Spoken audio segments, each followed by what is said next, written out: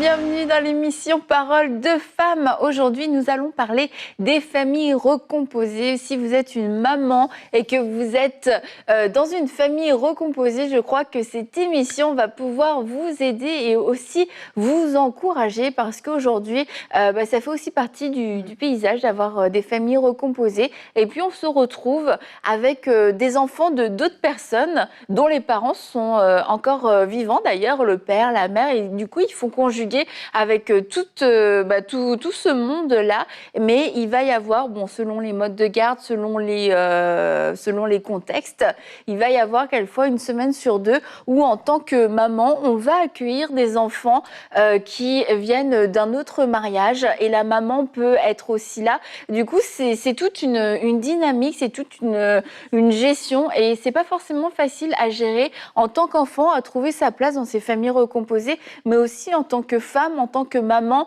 de trouver sa place et son rôle dans une famille recomposée. Comment pouvoir accueillir ses enfants, comment former une famille avec des enfants qu'on n'a peut-être pas connus pendant 10 ans ou 15 ans, et d'un seul coup, on se retrouve à partager un quotidien avec eux, à essayer de se faire aimer, de se faire accepter, à essayer de former une famille, faire Noël, créer des nouvelles traditions. Franchement, c'est tout un défi, mais comme on le dit depuis le début de la semaine, c'est sûr que le modèle familial a beaucoup changé, a beaucoup évolué au cours des dernières années. Donc, on n'est pas là pour revenir sur le contexte, les sources, etc., qui ont poussé telle personne à être monoparentale, telle autre personne à avoir une famille recomposée. Mais maintenant, on prend la dernière partie de la chaîne, c'est comme ça. Aujourd'hui, nous sommes une famille recomposée, et en tant que mère, comment puis-je faire de mon mieux pour créer une atmosphère familiale qui soit la plus paisible, la plus harmonieuse et puis la plus divine aussi possible dans ce contexte que j'ai peut-être jamais moi vu, expérimenté. Donc voilà, moi personnellement, j'ai vécu la famille recomposée parce que mes parents ont divorcé quand mon frère et moi on avait à peu près 8-10 ans. Donc quand on était chez ma mère, l'amie de ma mère avait aussi un enfant. Quand on allait chez mon père, la femme de mon père avait aussi des enfants. Donc on l'a vécu un petit peu des deux côtés. Et puis aujourd'hui, on va pouvoir revenir sur différents points. Moi-même, comment j'ai pu le vivre, ce que j'ai pu en apprendre en tant qu'enfant, parce qu'au final, c'est pour les enfants que c'est important. Être cette mère d'une famille recomposée, c'est se poser la question, comment est-ce que ça peut le mieux fonctionner pour que ces enfants soient heureux et puissent s'épanouir. Et avant tout ça, on va faire le point, Annabelle. Ah oui, et on va faire... Je vous avais dit, quelquefois les rubriques. Donc, mais heureusement, Nadine est là pour nous rappeler l'ordre. Donc, on fait tout de suite le point. Alors, on partage quelques statistiques. Annabelle l'a dit, elle provient d'une famille recomposée. En France, en fait, en date de 2018, c'est 728 000 familles qui sont recomposées. Donc, près de 9% des familles recomposées ont au moins un enfant mineur. Et en fait, 38% d'entre elles sont des familles nombreuses, donc de 3 enfants ou plus. Et dans la moitié des familles recomposées, les enfants du couple actuel sont présents et les enfants sont d'autant plus nombreux. Donc, ça veut dire que dans ces familles-là, ça se trouve, comme Annabelle a expliqué, que c'est une famille, soit que vous avez déjà vos enfants initiaux, qui sont les enfants qui ont la garde, dont le parent a la garde principale, et puis il y a les autres enfants qui viennent un week-end sur deux, pendant les vacances, peu importe, selon ce qui se passe, mais n'empêche qu'il y a tout ça à gérer et comment le faire. Et quand on parlait avant l'émission, Annabelle, je te disais que moi, dans mon entourage, dans ma famille, il y a des couples recomposés dans ma famille. Et je crois qu'un des premiers pas, en fait, qu'on doit être conscient, c'est d'abord le pas des autres autour de nous. Donc, ça veut dire que même par rapport à la maman, on est en train de parler aux mamans de comment accueillir des enfants dans leur maison et comment même faire confiance à une autre femme à qui tes enfants vont aller là-bas une semaine sur deux. Mais je crois aussi que la famille, au sens large, donc les frères, les sœurs, les oncles, les tantes et tout, peuvent vraiment aider pour aider justement cette famille à prendre un nouveau départ. Parce que des fois, la famille au sens large va poser un regard sur les enfants, va poser un regard sur la nouvelle maman, sur sa façon de faire, etc. Et ça peut aider à affermir la famille ou ça peut déjà l'effriter dès le départ. Parce que c'est pas évident et il faut s'ajuster. Quand on parle d'une famille recomposée, comme tu as dit, c'est que l'autre papa, l'autre maman, ils sont là.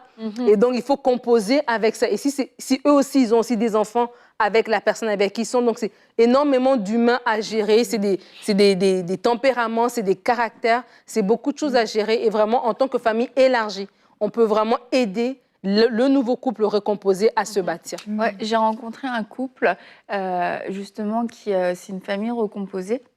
Et donc, l'enfant vient en garde partagée. Et la belle-mère me disait, de mon côté à moi, ma famille a totalement accepté cet enfant. Il fait partie à part entière de la famille. Il n'y a pas de différence avec les autres enfants. Et c'est sûr que là, encore une fois, si on revient sur l'enfant, c'est que pour lui, c'est « Ah, tu vois, j'ai une vraie famille. Je ne suis pas juste de passage. Je ne suis pas le cheveu sur la soupe, celui qu'on rajoute. Tu sais, je ne suis pas comptée. Les fêtes de famille, c'est sans moi. » C'est comme, non, cet enfant-là, il sait qu'il a une vraie famille du côté de sa belle-mère, en fait.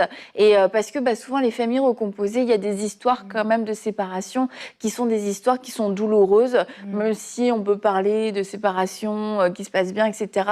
Il y a toujours une part de douleur, il y a toujours une part de souffrance, notamment au niveau de l'enfant, même qui n'est pas exprimée. Et je pense que c'est important, oui, qu'en tant que parent, on puisse jouer son rôle de parent, mais aussi en tant que famille élargie, qu'on puisse contribuer, parce que cet enfant-là, il a besoin de se sentir aimé, de se sentir rassuré. Et plus il y a d'adultes, en fait, qui vont assurer cette sécurité émotionnelle, et plus ça va être facile pour l'enfant de se sentir accepté et de se retrouver dans un schéma qui n'est pas évident à gérer pour un enfant.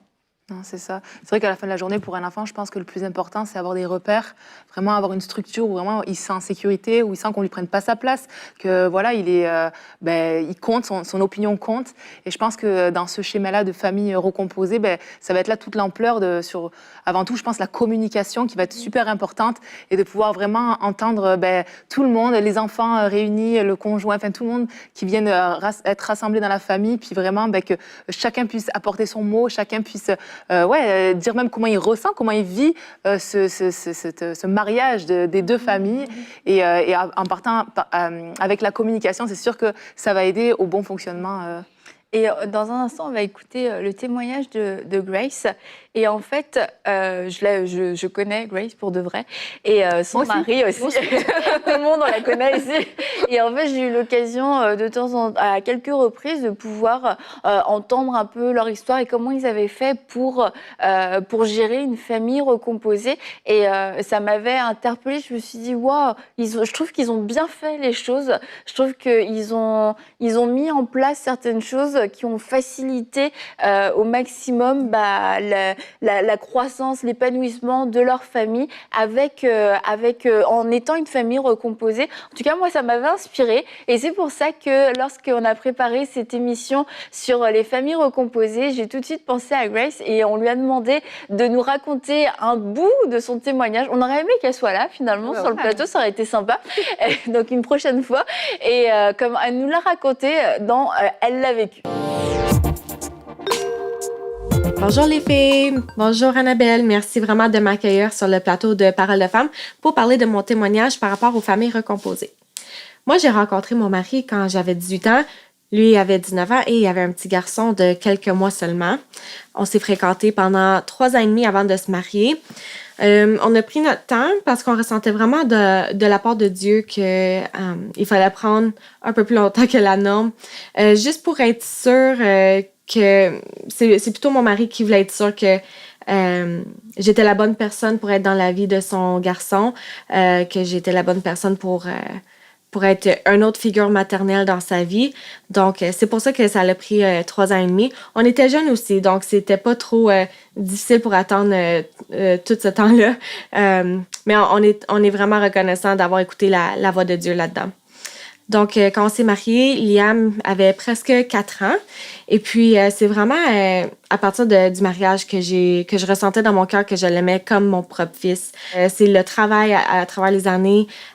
Puis, c'est aussi le fait qu'on habitait tous ensemble. C'est ça qui a fait que j'ai commencé à l'aimer comme mon propre fils. Donc, si je peux vous donner un conseil, c'est vraiment d'apprendre à connaître les enfants comme si... il faut apprendre à les connaître, apprendre à connaître leur cœur, apprendre à connaître leurs intérêts. Vous pouvez faire ça en ayant des conversations profondes, en faisant des activités le fun. C'est vraiment en prenant du temps un à un avec chaque enfant que vous apprenez à les connaître. Et puis, ça fait que la relation, elle devient de meilleure en meilleure. Et puis, c'est juste bénéfique. Un autre conseil que je peux vous donner, c'est vraiment de traiter les enfants comme si c'était les vôtres. C'est important que les enfants ils sentent pas de différence entre vos enfants biologiques et les enfants de votre conjoint parce que sinon ça crée de l'amertume, ça enlève la paix dans la maison. Donc c'est vraiment important de les traiter comme si c'était les vôtres, comme si vous avez donné naissance à ces enfants-là. Et puis avec l'amour que vous leur donnez, c'est plus facile de les traiter comme si c'était les vôtres. Un autre conseil que je peux vous donner, c'est d'aller au rythme de chaque enfant. Moi, je suis rentrée dans la vie à Liam il y avait quelques mois, donc c'était plus facile de s'adapter au rythme parce qu'il n'a pas connu une vie sans moi. Il y avait seulement quelques mois, donc il ne se rappelle pas de ces quelques premiers mois de vie. Mais si vous rentrez dans la vie d'un enfant de 12 ans, ça peut prendre plus de temps à l'enfant de s'adapter à vous et de vous adapter à l'enfant aussi. Donc, allez à son rythme, prenez votre temps. L'enfant, ça se peut qu'il s'attache super vite à vous, ça se peut que ça prenne des années, mais il faut pas que les enfants se sentent forcés à vous aimer ou à vous apprécier ou il faut pas qu'ils se sentent forcés à vous plaire. Oui, il faut du respect entre vous et l'enfant, mais ça peut être difficile pour un enfant d'accueillir un nouveau membre de la famille, surtout un membre qui peut avoir de l'autorité sur cet enfant-là. Donc, allez vraiment au rythme de chaque enfant. Et puis, s'il y a plusieurs enfants, si votre conjoint a plusieurs enfants, ça se peut qu'un enfant s'adapte super bien et l'autre non. Il faut essayer d'harmoniser tout ça, mais c'est vraiment important d'y aller à son rythme. Puis, le dernier conseil que je peux vous donner, c'est vraiment de respecter la mère biologique dans ça. Tout comme vous êtes nouvelle pour les enfants, vous êtes nouvelle aussi pour la mère biologique. Donc, c'est important de respecter ce qu'elle voudrait par rapport aux enfants, les règlements qu'elle donne aux enfants. C'est important aussi de ne pas la critiquer ou parler en mal d'elle devant les enfants. Si vous avez quelque chose à dire à votre mari, il faut le faire en privé parce que les enfants, il ne faut pas qu'ils voient qu'il y a une division entre les parents. Il faut vraiment voir que vous êtes unis pour le bien-être de l'enfant. Donc, si vous parlez en mal contre elle devant les enfants, eux autres, ils peuvent aller en parler à la mère et ça crée des chicanes. Et c'est juste plus simple de garder ça en privé avec votre mari. C'est important de jamais la contredire devant les enfants non plus. C'est normal que vous n'aimez pas tout de chez la mère biologique, tout comme elle n'aimera pas tout de chez vous. Mais c'est juste important de se respecter et d'y aller lentement aussi. Ça peut prendre des années avant d'avoir une harmonie familiale entre son foyer à elle et votre foyer à vous. Mais c'est important d'y aller lentement. Donc, merci beaucoup Annabelle, merci beaucoup les filles de m'avoir accueillie et puis je vous souhaite une très belle journée. Merci beaucoup Grace pour tous ces bons conseils. Franchement, c'était tous d'excellents conseils. Et j'aimerais qu'on revienne sur un des conseils qu'elle a donné, c'est aimer ses enfants comme ses propres enfants. Et déjà, la première partie, c'est de vous assurer que vous aimez ces enfants, que vous aimez les enfants de votre mari, parce qu'on va s'adresser plus aux femmes, hein.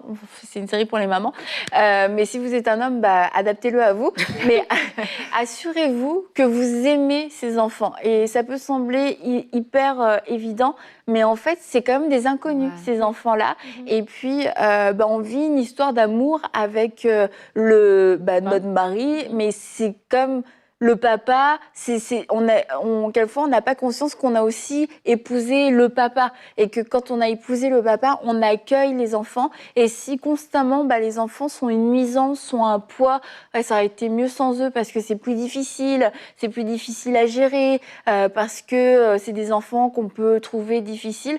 En fait, il faut faire ce constat. Je les aime pas ces enfants-là. Franchement, je les aime pas. Je les tolère, je les accepte parce que j'ai pas le choix. Et je pense que c'est la première étape, c'est de prendre une décision. Je vais aimer ces enfants. Je relâche l'amour sur ces enfants parce que peut-être que dès le début, on a fermé notre cœur parce que les enfants ont eu des propos déplacés, nous ont pas fait bon accueil. Mais rappelez-vous, ce sont des enfants eux-mêmes, vivent la séparation, ils vivent c'est beaucoup de chamboulements. Et c'est à nous d'être des adultes et de pouvoir donner le ton, de pouvoir mettre des standards. Et un des standards en tant que mère, et belle-mère, c'est le standard de l'amour. C'est que ces enfants ne pourront jamais vous aimer ni même vous respecter s'ils ne sentent pas de votre part qu'ils sont aussi aimés et qu'ils sont acceptés. Pas juste tolérés. C'est vraiment, non, je sens que cette femme-là m'aime, qu'elle a un intérêt pour mon bien-être, qu'elle est prête à bien me traiter même si mon père n'est pas là.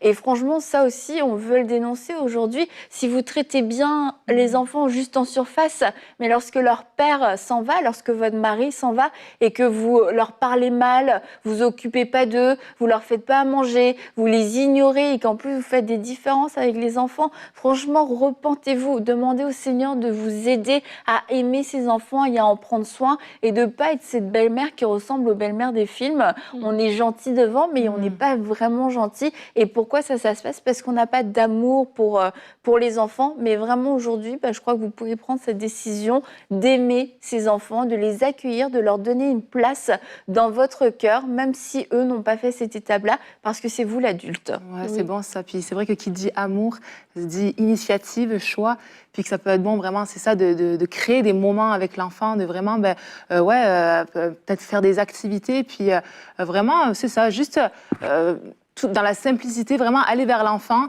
Et je pense aussi que c'est important en tant que parent d'aller vers l'enfant et pas forcément attendre aussi qu'il vienne vers nous, ne pas se sentir offensé si l'enfant ne fait pas ce choix de venir, mais être patient vraiment dans notre démarche d'aller vers lui et de lui laisser le temps. Voilà, lui laisser le temps, comme elle a si bien dit. Peut-être qu'on va semer, on va créer des activités, on va essayer de créer des moments avec l'enfant.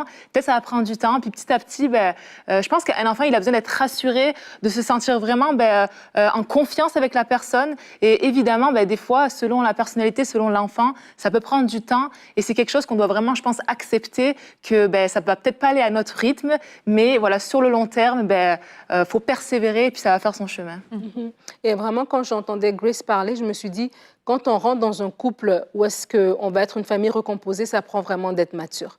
Ça prend vraiment d'être une femme qui est mature. On parle de ce proverbe 31 qui était notre verset de la semaine. Ça prend vraiment d'être cette femme qui est mature et qui comprend que quand j'aime mon mari, j'aime aussi ses enfants. C'est pas un bagage supplémentaire. C'est vraiment des êtres que Dieu a placés entre mes mains. Et comme tu dis, ils peuvent le ressentir. Donc même si je le dis pas de mes propres mots, mais par ma façon de faire, ils peuvent le ressentir. Et surtout si j'ai moi-même mes propres enfants et qu'il y a un traitement qui est différent entre les deux. Si pour mon enfant, je n'aurais pas puni, mais pour l'enfant de mon mari, je punis sévèrement, on voit déjà qu'il y a un traitement qui n'est pas égal et c'est pas bien. Et on se connaît pas demain. Faut traiter les gens comme on aimerait être traité. Je dois traiter cet enfant comme j'aimerais que mon enfant soit traité dans la maison de quelqu'un d'autre. Et c'est important de dire, quand j'ai aimé mon mari et que j'aime ses enfants, et dans ce couple recomposé, il y a une autre personne qui est là. Donc il y a la maman biologique, comme Grace l'a dit, et le respect va vraiment aider à consolider tout ça. Puis on peut choisir,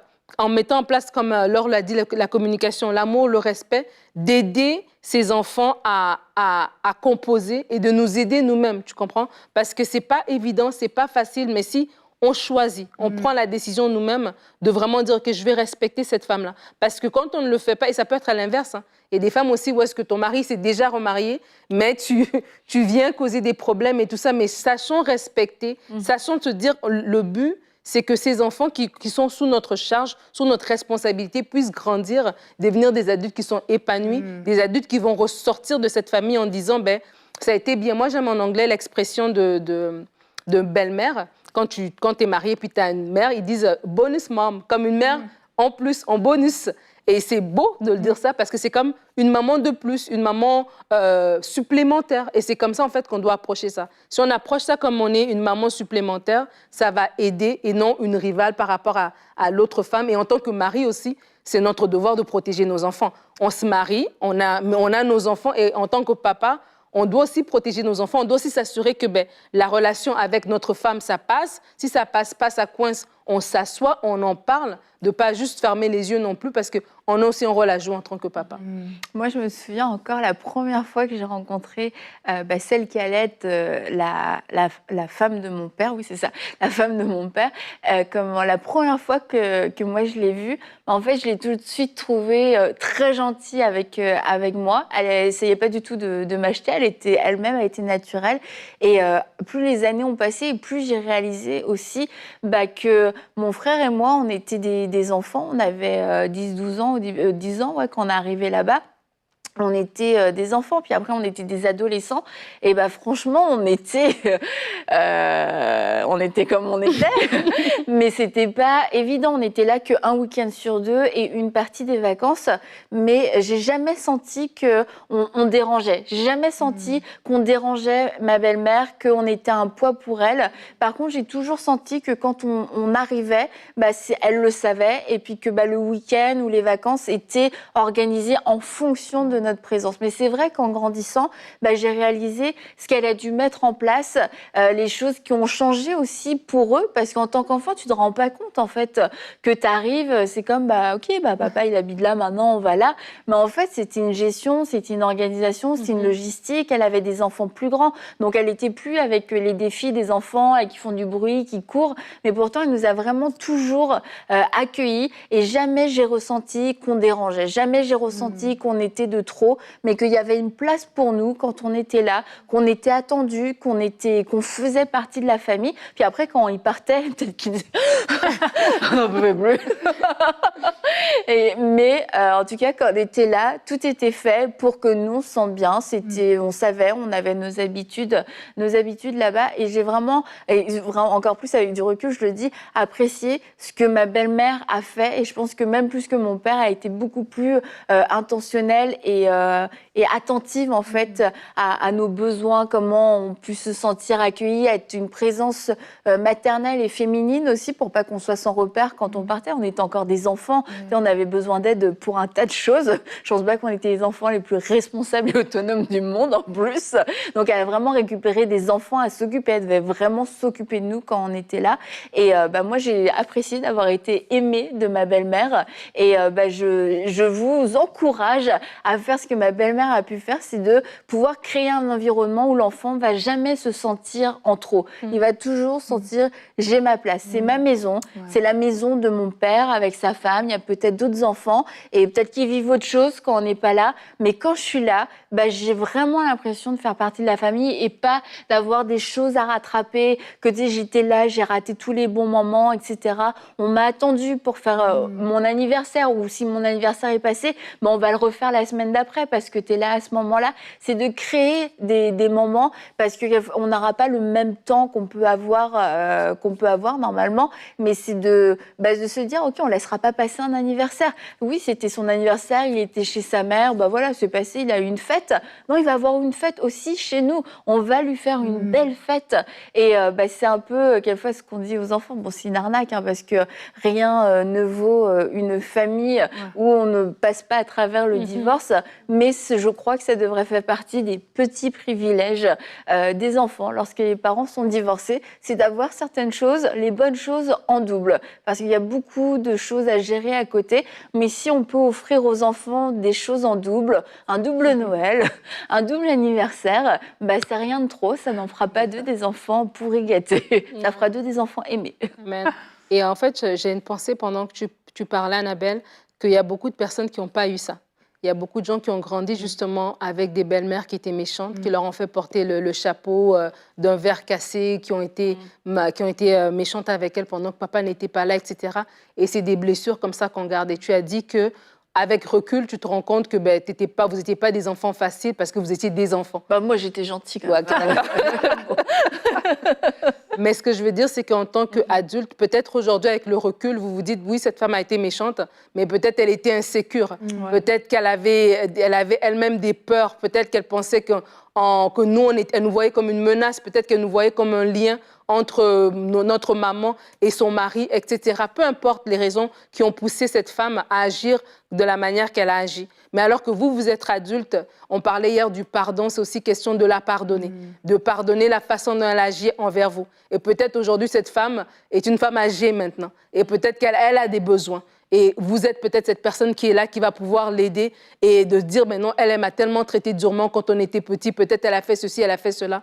Mais vraiment de pardonner pour pouvoir vous aussi vraiment accueillir cette guérison que Dieu va faire dans votre vie. Et si vous avez l'occasion de la bénir aujourd'hui, de faire ce pas envers elle, peut-être ça va être une action qui va permettre aussi de guérir la famille en entier. Et vraiment, on veut juste prier pour vous par rapport à ça. Seigneur, merci pour ce sujet délicat que nous partageons aujourd'hui. Tu connais les passés des personnes, tu connais, Seigneur, ce qu'ils ont vécu. Tu sais ceux qui ont vécu dans des maisons où est-ce qu'ils ont été maltraités, où est-ce qu'ils ont été insultés, où est-ce qu'on les a peut-être même privés à manger. Seigneur, alors qu'ils sont adultes, dans leur cœur, il y a encore cette partie qui fait mal. Il y a encore cette partie d'enfance qui est là, cet enfant en eux qui pleure encore ces injustices. Seigneur, merci parce que maintenant, à la lumière de cette émission, tu apportes le pardon. Seigneur, je prie vraiment qu'il puisse relâcher le pardon envers le papa qui n'a pas vu ce qui se passait, envers la belle-maman qui n'a pas toujours été gentille, envers peut-être les demi-frères et les demi-sœurs qui, eux, ont eu la belle vie. Seigneur, merci parce qu'il y a un pardon qui est relâché.